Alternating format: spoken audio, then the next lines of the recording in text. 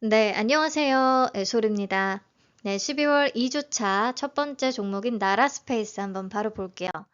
이름에서 느껴지듯이 다시 한번 우주항공 섹터입니다. 비트로넥스텍의 덕을 좀 볼 수 있을까요? 자, 우주산업은 크게 업스트림과 다운스트림으로 나눌 수가 있습니다.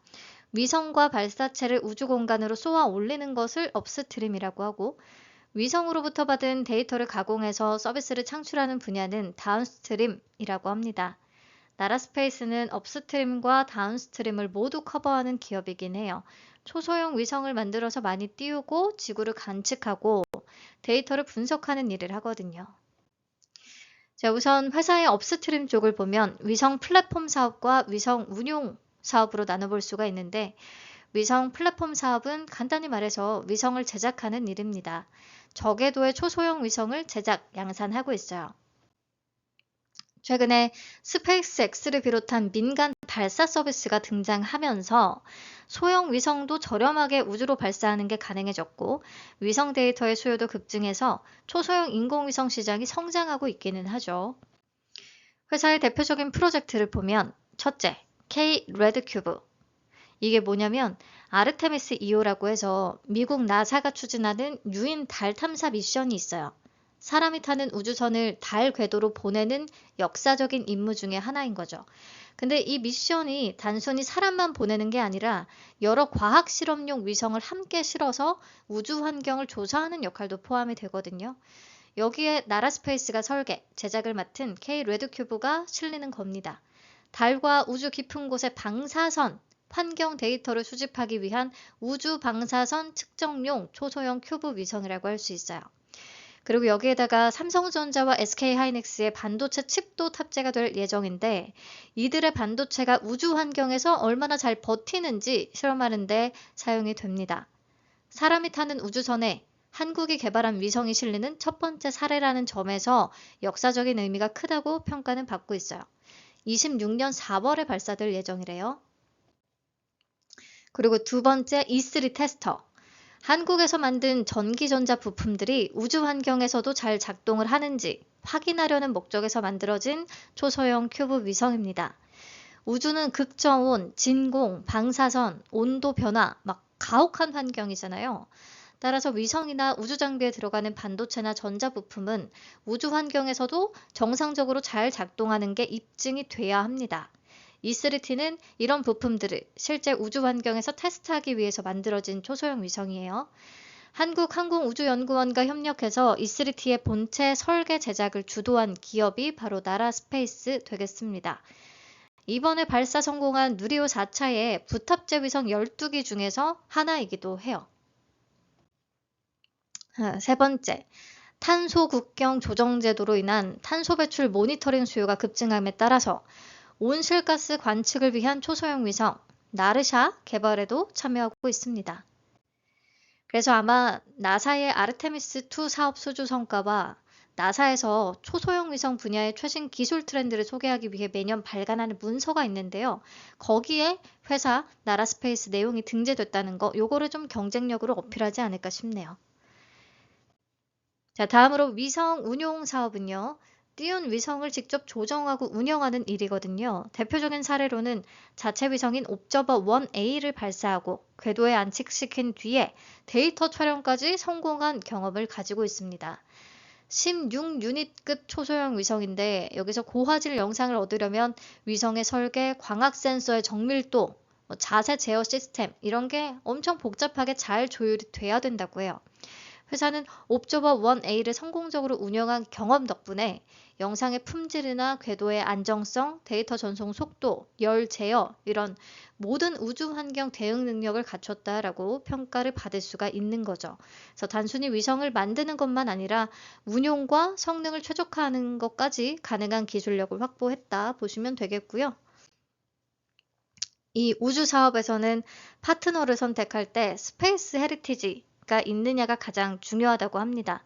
스페이스 헤리티지란 위성이 실제 우주에서 잘 작동한 경험이 있다라는 뜻이에요.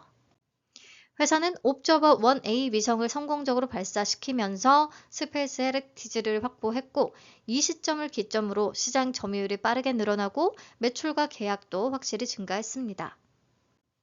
넘어가서 다운스트림 쪽에서 위성 영상 판매 사업은 회사의 군지위성 운용을 통해 확보한 고빈도 지구 관측 영상을 판매하겠다는 계획입니다. 특히 저해상도 이미지를 고해상도로 향상시키는 AI 기술을 가지고 있는데 이 기술에 대해서 해외 수출과 MOU 체결한 사례들 있긴 하더라고요. 그리고 회사의 초소형 위성이 촬영한 전 세계 다양한 지역들 이미지 좀 참고해서 보시고요.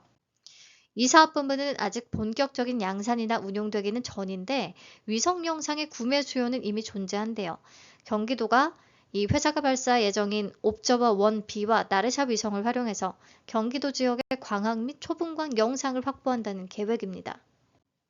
그리고 단순한 영상 제공 넘어서 재난재해 분석, 탄소 배출량 분석, 선박 위치 탐지 등등등 다양한 산업에서 의사결정에 필요한 정보들을 만들어내고 있습니다.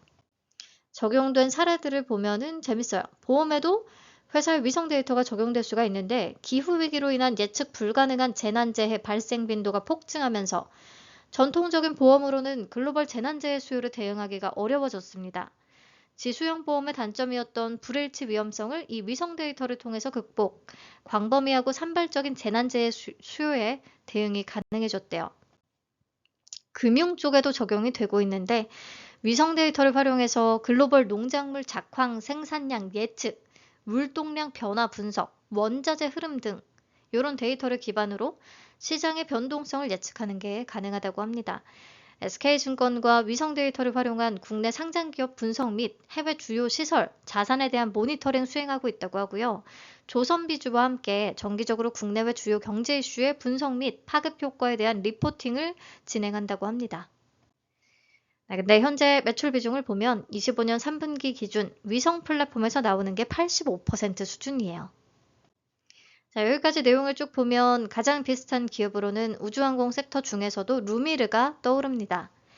위성을 제작하고 띄워서 그로부터 받은 데이터로 가치를 또 추가적으로 창출하고 이런 게 똑같거든요. 그래서 이따 가격 부분에서 좀 참고해서 보시면 될 것 같아요. 네, 실적은 적자가 지속되고 있습니다. 상업화된 발사체들이 존재하긴 하지만 추가 위성 제작, 연구 개발에 계속 돈이 투입되고 있고 위성 영상 분석 서비스 사업이 아직 정상 궤도에 진입하지는 못했잖아요. 그 전까지는 단기순 손실이 계속될 거라고 회사 측도 얘기를 합니다. 이번에 A와 BBB 등급 기술 특례 상장 추진했어요. 그래도 24년 대비해서 25년 반기 기준 매출액은 큰 폭으로 늘어나긴 했네요. 자, 공모가 산정 내역 보겠습니다. 비교 기업으로 세트레가이와 AP 위성을 선정을 했는데 이들의 평균 펀은 51.72배가 나왔습니다. 주당 평가가액은 27년 추정순위 기준으로 23,805원 산출했고요. 지금까지 최근에 상장한 우주항공 섹터 기업들을 보면 다들 2년 뒤에 미래 추정치를 공모가 산정할 때 땡겨오기는 했었고요. 적용 펄을 보면 지금 나라스페이스가 가장 높습니다. 여기에서 1차적으로 좀 걸렸어요. 나라스페이스 51.72배. 아무튼 주당 평가가액 23,805원에 할인율 44.97%에서 30.69% 적용, 밴드는 13,100원에서 16,500원을 제시한 거죠. 자, 그러면요. 제가 앞에서 사업 유사성이 제일 높다고 했던 루미르랑 비교해서 봤을 때 24년 매출 규모가 루미르가 3배 이상 더 크거든요. 근데 시가총액은 나라스페이스가 루미르보다 훨씬 높게 등장을 하겠다라는 거예요. 요런 게 좀 별로라는 얘기입니다. 근데 나라스페이스가 25년 3분기 누적 매출액은 루미르에 비해서 훨씬 더 앞서고 있기는 해요. 루미르 68억, 나라스페이스 114억.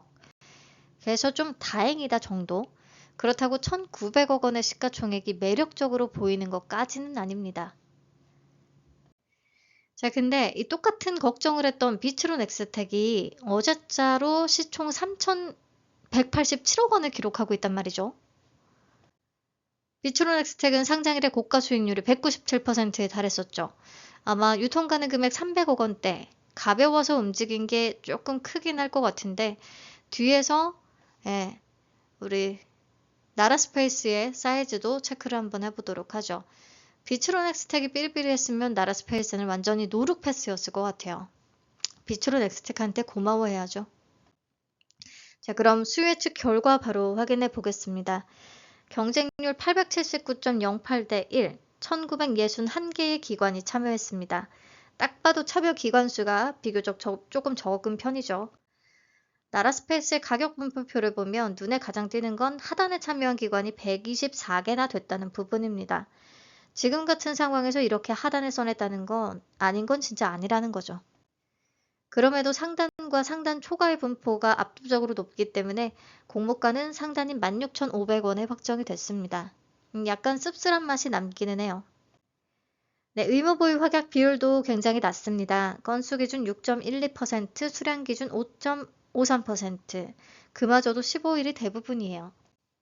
그러면 최근 들어 나라스페이스의 확약이 가장 낮은 수준이 되는 건데 비슷했던 이지스가 최종적으로 64.65% 잡힌 거 보면 나라스페이스 테크놀로지도 최종이 아주 낮지는 않을 수 있습니다. 수요 예측 결과는 아무튼 종합적으로 이 정도면 좋지 않은 편이라고 봐야겠어요.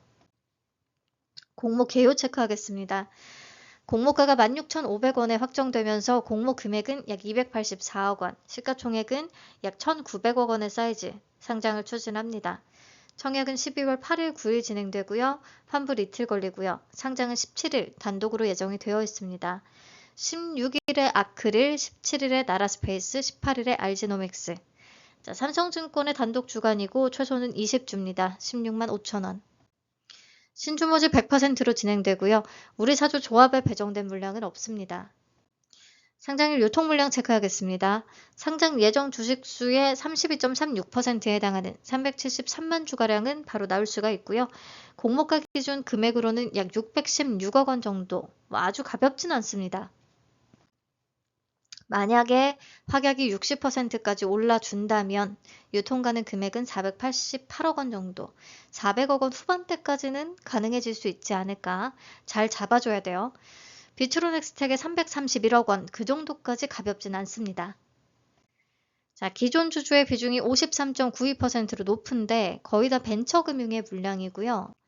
유상증자 발행가액을 참고해보면 1,875원, 4,773원, 12,000원 이 정도기 때문에 이런 종목에서의 기존 주주 비중과 단가는 좀 리스크 요인으로 볼 수밖에 없겠습니다.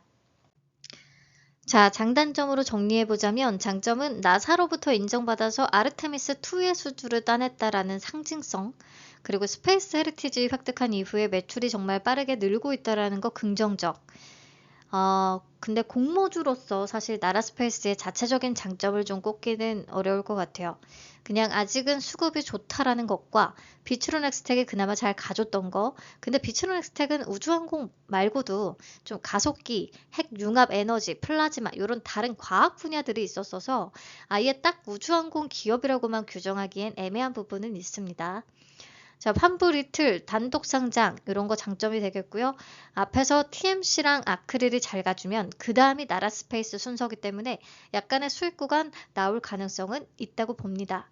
단점은 우주항공 섹터면서 사업 내용 가장 유수한 루미르 대비해서도 시청이 좀 꽤 높고 수요 예측 결과가 별로 좋지 않고 기존 주주의 비중 높고 단가 낮은 거, 딱히 가볍지 않은 거 다 단점입니다. 그래서 단기로 좀 치파가 가능하다면 다행이다. 이렇게 정리를 해볼 수가 있겠네요. 자, 배정 물량과 한도 체크할게요. 삼성증권의 43만 주 배정, 균등은 21만 5천 주고요. 일반 등급은 한도가 만주까지 가능합니다. 증거금으로 8,250만 원. 100% 우대는 1억 6,500만 원, 200% 우대는 3억 3천만 원, 최소는 20주. 균등은 청약 건수 약 30만 건 정도를 예상을 해서 0.72주, 추첨 1주 예상합니다.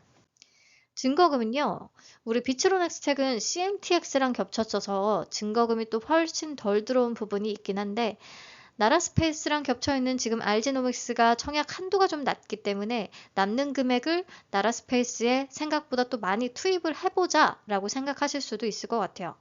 우선은 3조 원 정도를 잡아봤고요. 이때 비례 경쟁률은 1691대 1 정도입니다.